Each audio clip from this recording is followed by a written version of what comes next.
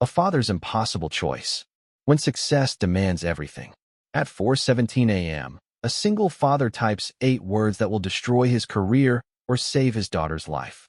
What happens next will change everything. The rain didn't just fall on Seattle that night. It attacked.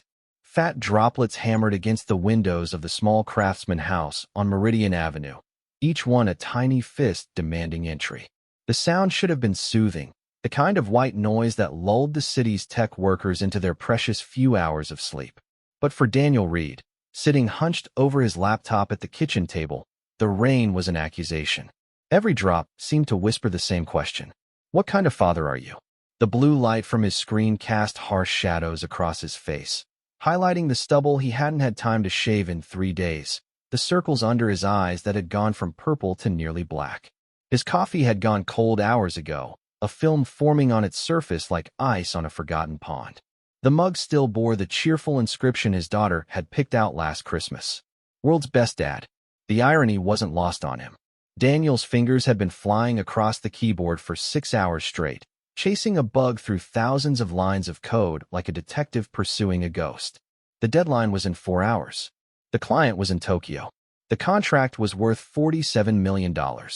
And somewhere in his company's flagship software, hiding in the maze of functions and variables, was a critical flaw that would bring the whole system crashing down if he didn't find it.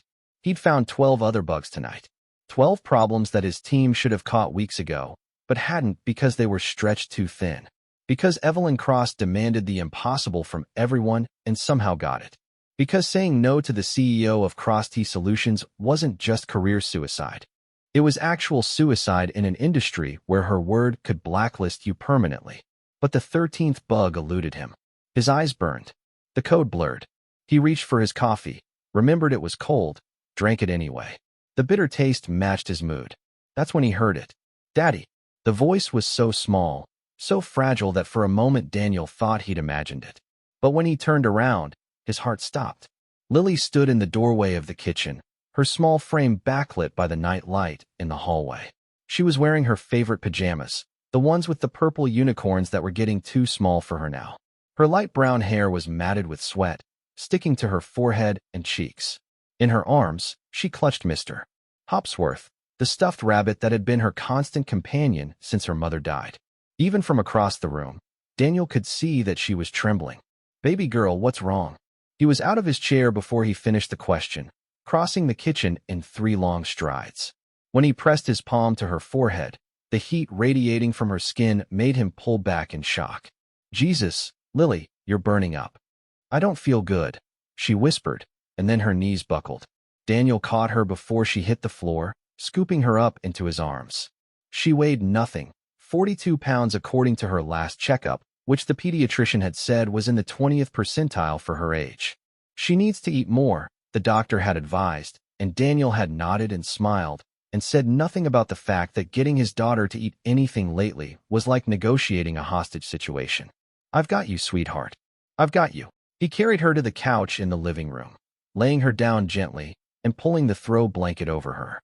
Her skin was so hot it felt like touching a stovetop. When did you start feeling sick? Before bed, she mumbled, her eyes half closed.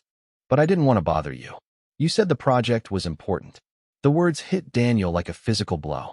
You said the project was important, 6 years old, and she was already learning to prioritize his work over her own needs. 6 years old, and he'd taught her that his job mattered more than her comfort.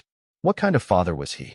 Nothing is more important than you, he said fiercely, brushing the damp hair back from her forehead. Nothing, Lily. Do you understand me? Not my job, not any project, nothing. She managed a weak smile. You always say that.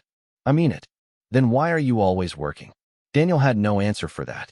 None that a 6-year-old would understand anyway. How could he explain that he worked these insane hours for her? That every late night, every missed bedtime story, every dinner eaten in front of his laptop was his way of ensuring she had everything she needed? That in the 2 years since Sarah died, work had been the only thing keeping him from drowning in grief and fear and the crushing responsibility of raising a child alone? He couldn't, so he said the only thing he could. Let me get the thermometer.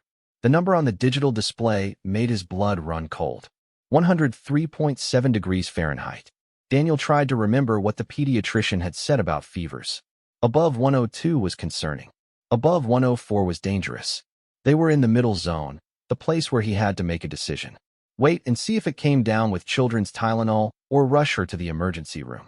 He looked at his daughter, her face flushed and sweaty, her breathing shallow and rapid. He looked at his laptop on the kitchen table, the screen still glowing with code that needed to be fixed. He checked his watch. 3 hours and 42 minutes. Then he looked back at Lily, and something inside him broke.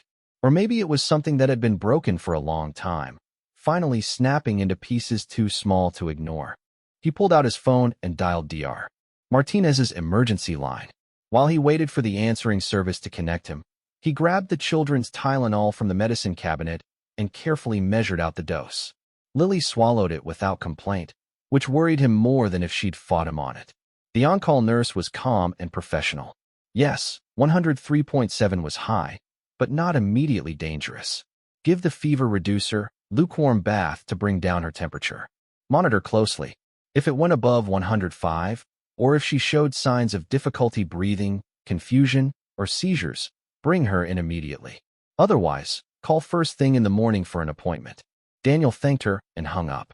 He ran the bath, keeping the water just warm enough to not shock her system.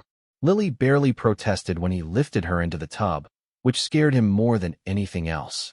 His daughter, who normally treated bath time like a negotiation with a hostile foreign power, was too sick to even argue.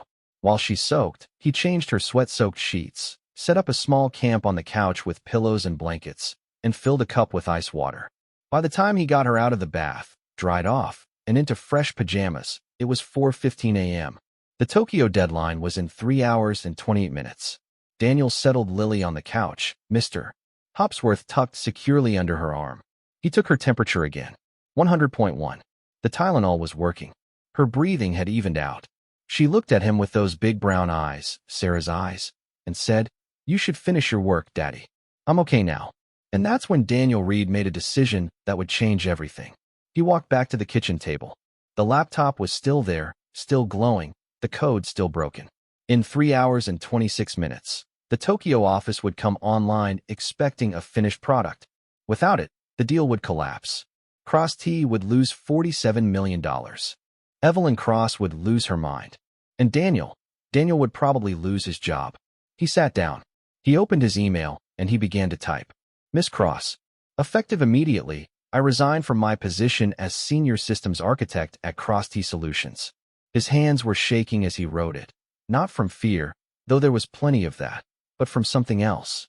Relief, maybe, or the kind of clarity that only comes at 4 in the morning when your daughter is burning with fever and you realize that all the things you thought mattered don't matter at all. He didn't write a long explanation. He didn't need to. Evelyn Cross was many things, ruthless, demanding, brilliant, terrifying. But she wasn't stupid. She would know exactly why he was walking away. She would understand that he was choosing his daughter over the company, and she would never forgive him for it. Daniel added one more line. Asterisk Betsy, I'm sorry for the timing. I know this puts you in a difficult position, but I can't do this anymore. Asterisk. Simple. Direct. Final. His cursor hovered over the send button for exactly 10 seconds. In those 10 seconds, his entire career flashed before his eyes. 6 years at Crosstech, working his way up from junior developer to senior architect, the respect of his peers, the satisfaction of solving impossible problems, the salary that let him afford this house, his daughter's school, the childcare that filled the gaps when he worked late. All of it gone. He thought about what would come next. The job search in a market where everyone knew everyone. The questions about why he'd left such a prestigious position. The gap in his resume, the mortgage payments, the medical bills, the slow, grinding anxiety of not knowing if he could provide for his daughter. He looked over at Lily, asleep now on the couch, her chest rising and falling with each breath. He hit send. The email whooshed away into the digital void at exactly 4:17 a.m. Daniel closed the laptop and sat in the sudden silence. The rain was still falling, but it sounded different now. Not accusatory, just rain. He expected to feel panic, terror, the sick lurch of having made a catastrophic mistake. Instead, he felt light. For the first time in 2 years, maybe longer, Daniel Reed felt like he could breathe. He stood up, walked over to the couch, and sat down on the floor next to Lily. He rested his hand gently on her head, feeling the fever that was slowly breaking. In sleep, she looked peaceful, safe, loved. "I'm sorry," he whispered to her, even though she couldn't hear him. "I'm sorry it took me this long." Outside, Seattle was beginning to wake up. Somewhere out there, his email was arriving in Evelyn Cross's inbox. Somewhere out there, the Tokyo office was preparing for a delivery that would never come. Somewhere out there, his career was ending. But here, in this moment, in this room, Daniel was exactly where he needed to be. He must have dozed off sitting there on the floor, his head resting against the couch, because when he opened his eyes, the gray light of dawn was seeping through the windows. The rain had stopped. Lily was still asleep, her breathing steady and deep. Daniel checked his phone. 7:42 a.m. He had 3 missed calls from CrossTech, 17 emails, 6 text messages. He didn't read any of them. Instead, he went to the kitchen and started making breakfast. Scrambled eggs, toast, orange juice, simple things, normal things. The kind of breakfast he should have been making for his daughter every morning instead of leaving granola bars on the counter and running out the door. He was just plating the eggs when he heard the sound of a car in his driveway. Not just any car, the deep, expensive purr of a luxury engine. The kind of sound that didn't belong in his middle-class neighborhood at 8 o'clock on a Wednesday morning. Daniel walked to the front window and looked out. His heart stopped for the second time in 4 hours. Parked in his driveway, gleaming despite the overcast sky, was a black Mercedes S-Class. And stepping out of the back seat, dressed in a charcoal gray suit that probably cost more than his mortgage payment, was Evelyn Cross. The CEO of Cross T Solutions had come to his house. Daniel watched in stunned silence as she walked up his driveway with the same purposeful stride she used to cross boardrooms and intimidate executives. She moved like someone who had never questioned her right to be anywhere, do anything, demand everything. Her dark hair was pulled back in a severe bun. Her heels clicked against his wet concrete like a countdown timer. She reached his front door and knocked. 3 sharp raps that sounded like a judge's gavel. For a moment, Daniel considered not answering, just standing here in his kitchen in his wrinkled t-shirt and sweatpants, holding a spatula, pretending he wasn't home. But Evelyn Cross hadn't built a billion-dollar tech empire by accepting no for an answer. She knocked again, harder this time. Daniel set down the spatula, walked to the door, and opened it. Evelyn Cross looked at him with those ice-blue eyes that had stared down venture capitalists and made competitors cry. For 5 full seconds, neither of them spoke. Then she said, in a voice like winter itself, "We need to talk." "I don't work for you anymore," Daniel said, surprised by how steady his own voice sounded. "I didn't come here to accept your resignation." She glanced past him into the house, taking in the modest interior, the toys scattered on the living room floor, the sick child asleep on the couch. Something flickered across her face. Surprise, maybe, or recognition, before the mask of cold professionalism slammed back into place. "I came here because the company is collapsing." Daniel blinked. "What?" "The Tokyo deal is the least of our problems." Evelyn's jaw was tight, her hands clenched at her sides. Someone sabotaged the core system. All of it. Every major client contract, every integration, every security protocol. It's all failing simultaneously. Stock's down 18%. The board is calling for an emergency meeting, and I need you to fix it. You have a whole team. The team can't do what you do, she cut him off. They're good, but they're not you. They can follow instructions, write clean code, meet deadlines. But when something breaks, when the system is on fire, and we need someone who can see the entire architecture in their head and know exactly where the problem is, that's you. That's always been you. Daniel felt a strange mix of pride and anger. You should have thought about that before you ran us all into the ground. Before you demanded 80-hour weeks and impossible deadlines. And I know what I demanded, Evelyn said quietly. And I know what it cost. The admission shocked him into silence. She took a breath. And for the first time since he'd known her, Evelyn Cross looked uncertain. "I'm not here to threaten you or manipulate you. I'm here because the company I built is dying, and a lot of innocent people are going to lose their jobs if I can't stop it. People who have families, mortgages, children." Her eyes flicked again toward Lily on the couch. "I know I don't have any right to ask you for help, but I'm asking anyway." Daniel wanted to say no. Every instinct screamed at him to close the door, go back to his daughter. and let Cross T burn. He'd made his choice. He'd walked away. This wasn't his problem anymore. But then he thought about Maria in HR who'd helped him navigate his wife's death benefits and brought casseroles to his house for weeks after the funeral. About Kevin in development, who'd covered for him every time he needed to leave early for a parent-teacher conference. About Janet in QA, who kept a drawer full of toys in her desk for the days he'd had to bring Lily to the office. Those people didn't deserve to lose their jobs because of sabotage. Who did it, he asked. I don't know yet, but someone with internal access. Someone who knew our systems well enough to plant logic bombs that would all trigger simultaneously. Evelyn's expression hardened. When I find out who, I'm going to destroy them. Daniel believed her. He looked back at Lily, still sleeping peacefully. Then he looked at Evelyn Cross, standing on his doorstep like some kind of avenging angel of corporate warfare. And he made the second decision that would change everything. I'll help, he said, but not at the office and not on your terms. Evelyn raised an eyebrow. What are your terms? My daughter is sick. She's my first priority. I work from here on my schedule. If she needs me, I stop immediately. No questions, no arguments, no guilt trips. And when this is over, I'm still done. This doesn't change anything about my resignation. For a long moment, Evelyn just stared at him. Daniel had seen her negotiate billion-dollar contracts, face down hostile shareholders, fire executives without blinking. He'd never seen her look quite like this, calculating, yes, but also something else. Something that might have been respect. Fine, she said finally. Your terms. You're agreeing just like that?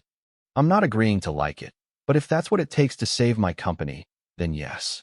She gestured to the car, still running in his driveway. I brought equipment. Secure laptop, direct VPN, access to our servers, everything you'll need. My driver will bring it in. You were that sure I'd say yes? No, Evelyn said, and for the first time, she almost smiled. I was that desperate. Daniel stepped aside and let her into his house. Over the next hour, his quiet living room was transformed into a makeshift command center. Evelyn's driver, a silent, efficient man who looked more like a bodyguard, carried in equipment cases, set up a folding table, and established a secure connection to Cross-T systems.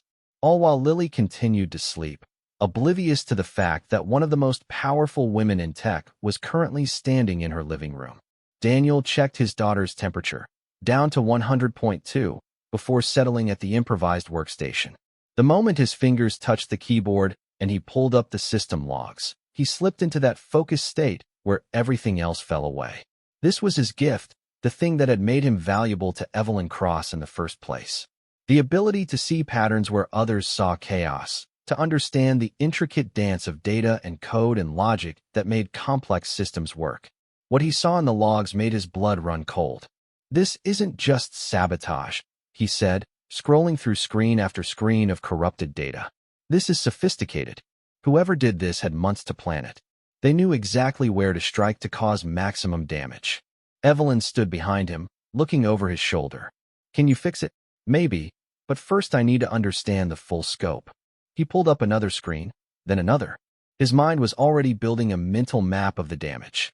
They hit the authentication system, the data integrity checks, the backup protocols. Jesus, they even corrupted the rollback points. If I try to restore from backup, we might just propagate the damage. So what do? We rebuild from scratch if we have to. But first, he stopped. His eyes caught something in the code, a pattern, a signature. First, we find out who did this. It took him another 20 minutes of digging through logs, following digital breadcrumbs through the maze of Cross-T systems, and then he found it.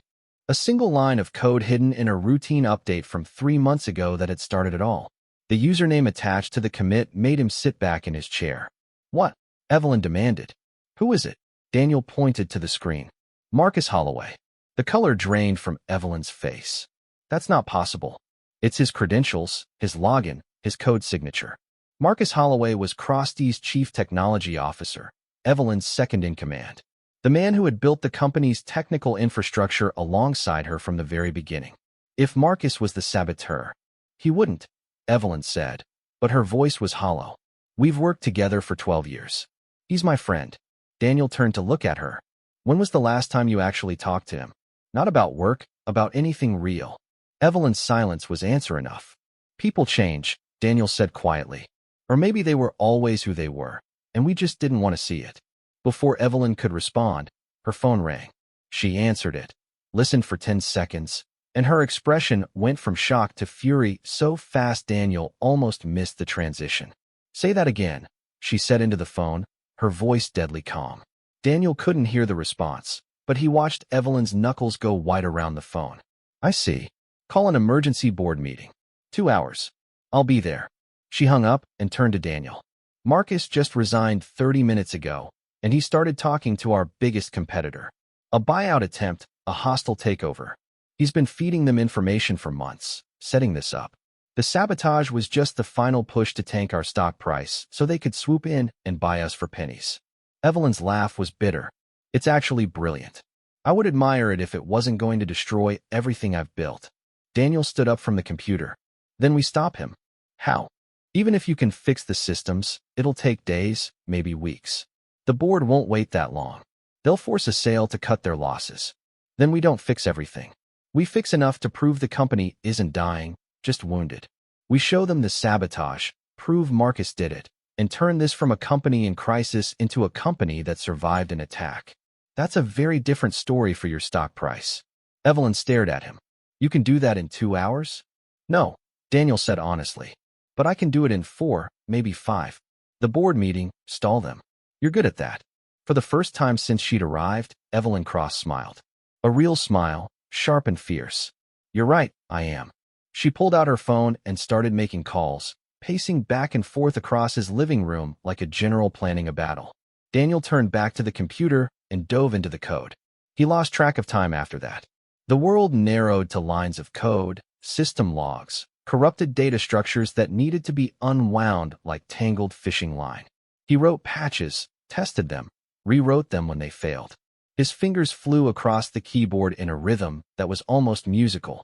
Somewhere in the background, he was aware of Evelyn on the phone, her voice alternating between honey-sweet manipulation and ice-cold threats as she worked to delay the board meeting to buy him time.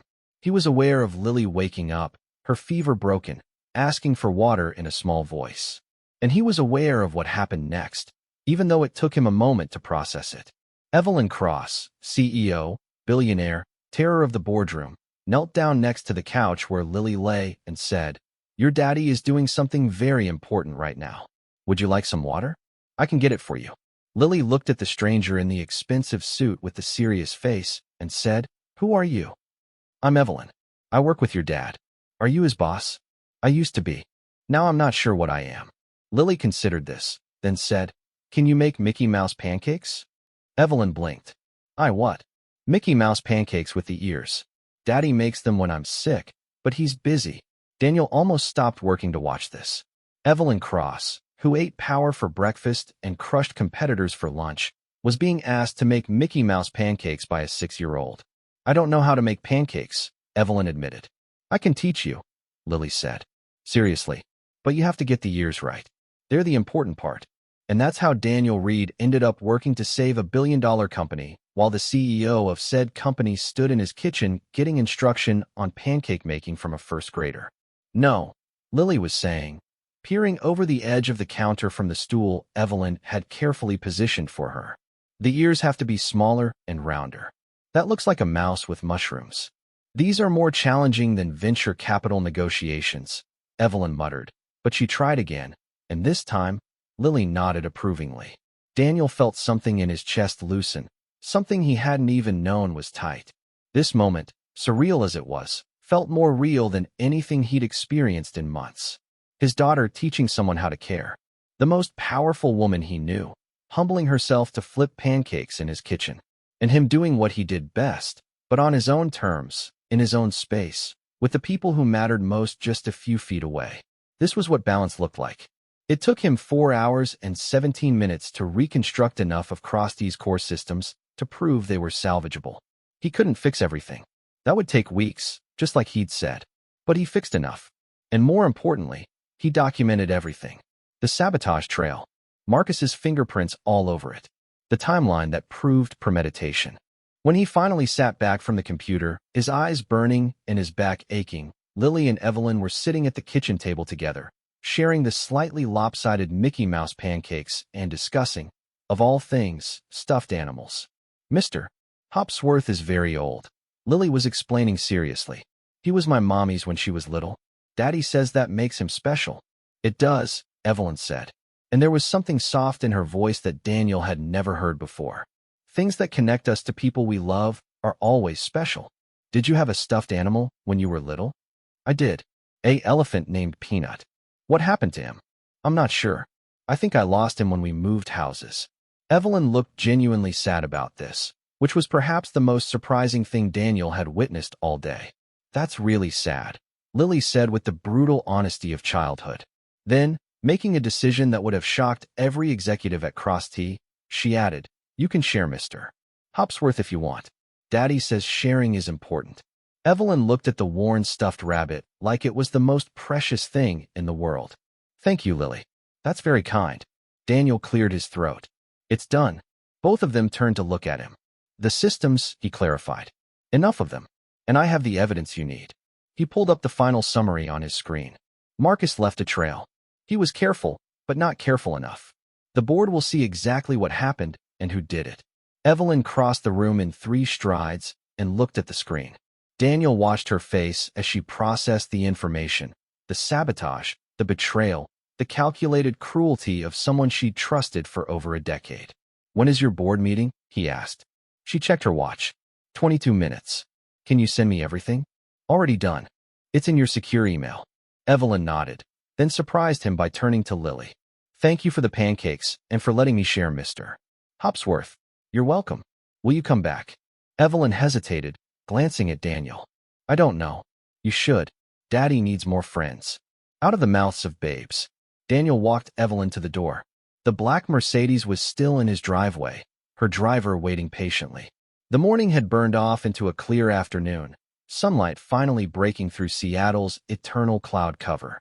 "Thank you," Evelyn said, and she meant it. "I know I didn't deserve your help." "No," Daniel agreed. "You didn't. And you're still resigning."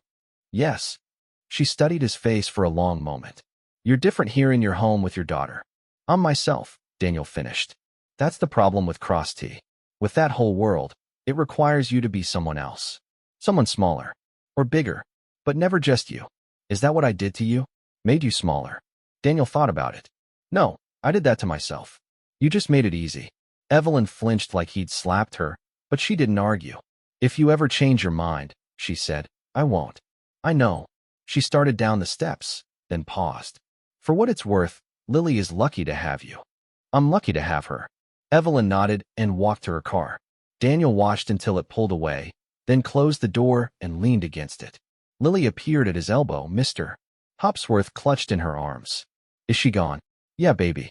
She's gone. I liked her. She's scary but nice." Daniel laughed.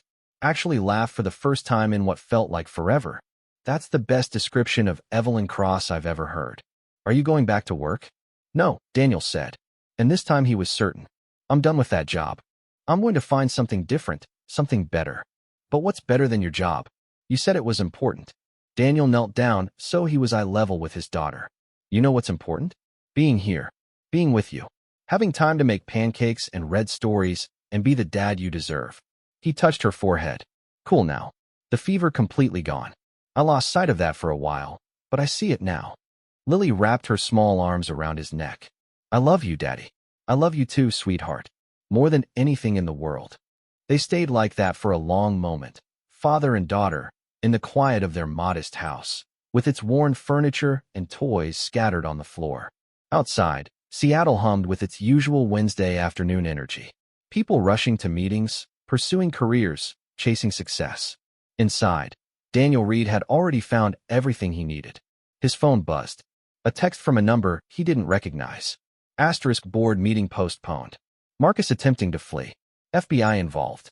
"You saved more than my company today. Thank you. EC. Asterisk." Daniel read it, then set his phone down without responding. That world felt very far away already. "What should we do now?" Lily asked. Daniel looked around his kitchen at the breakfast dishes still in the sink, the pancake mix spilled on the counter, the life that had been put on hold for too long. "Now," he said, "now we do whatever you want." Lily's face lit up. "Can we go to the park? I'm not sick anymore. Let me call Dr. Martinez first. Make sure you're really feeling better, but if she says it's okay, then yes. Absolutely yes. As Daniel dialed the pediatrician's office, Lily danced around the kitchen with Mr. Hopsworth, singing a nonsense song about pancakes and rabbits and parks. The afternoon sunlight streamed through the windows, warm and golden. For the first time since Sarah died, Daniel felt like maybe, just maybe, they were going to be okay.